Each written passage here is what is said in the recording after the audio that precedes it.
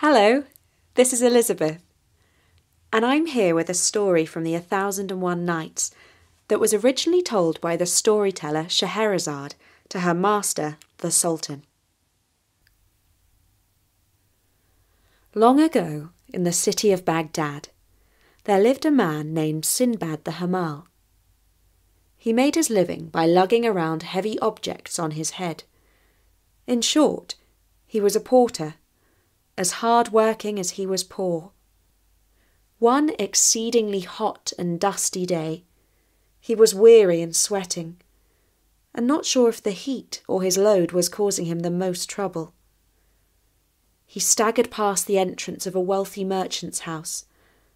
The sight of a bench by the gates was so tempting that he could not resist setting down his load and sitting down for a while.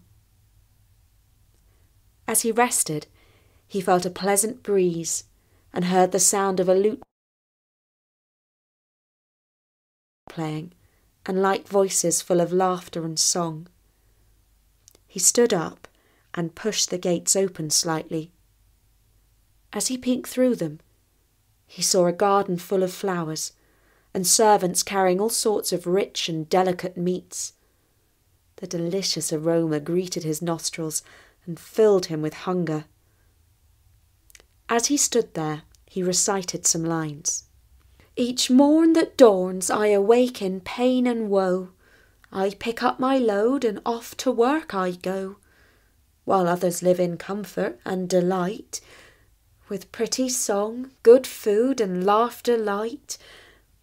All living things were born in their birthday suit, but some live like lords and others like brutes.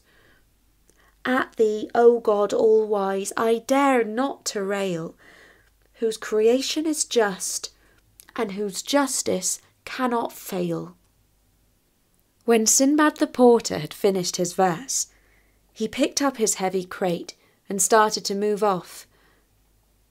Just as he put one foot forward, there came from the gate a little servant boy who tugged at his sleeve and said, "Step inside, my lord wishes to meet you." The porter tried to make excuses, but the boy would have none of them, and eventually they went through the gate together. They walked through a majestic house to the grand dining room, which was full of lords sitting at tables laden with rich food and drink.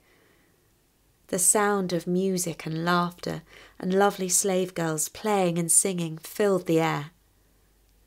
The diners were seated according to rank, and at the head of them all sat a man of worshipful and noble appearance. Sinbad the porter was so overwhelmed by all he saw that he said to himself, "By Allah, this must be either a piece of paradise or some king's palace." He bowed down and kissed the ground. The master of the house bid him to stand up. Servants placed food before him, and the porter, after saying his bismillah, ate his fill. After which he exclaimed, "Praised be Allah for your generosity, my lord." His host replied, "You are most welcome, and may your day be blessed. But tell me, what is your name, and what do you do all day?" "Oh, my lord, my name is Sinbad the Hamal, and I carry folks' goods on my head for hire." The master of the house smiled and said, "Now, if you will be so kind, let me hear those verses that you recited outside the gate of my house." The porter blushed, because he did not wish to repeat the lines about injustice among such wealthy and fortunate company. "By Allah, excuse me," he exclaimed. "Poverty and hardship have given me boorish ways." "Tish, tish, do not be ashamed," said the Lord, "but say them again, for they pleased me when I heard you speak them at the gate." The porter duly recited the lines, and the merchant slapped his back affectionately and said, "No one ever spoke a truer word. But you should know that I myself only rose to this happy state that you see all around you, after long suffering and woe. I made 7 voyages at sea, and by each of them hangs a marvellous tale that is almost beyond belief. If you have time, I shall tell you the first of these tales, so that you can better understand what pain I endured in my early days. All this happened because of fate, for no one can escape destiny. And this is the tale of the first voyage of Sinbad the Sailor. My father was a merchant, a successful man of trade, who left me not short of wealth and comfort. I was young and headstrong and foolish, and I ate and drank and played, thinking that I'd continue that way for all my days. And then one day I awoke and found that the money was almost gone. Then I remembered my father and how he used to say, "A grave is better than poverty." And I came to my senses. I sold my fine clothes, my property, and my playthings, and with my last 3,000 dirhams, I bought merchandise for a sea voyage.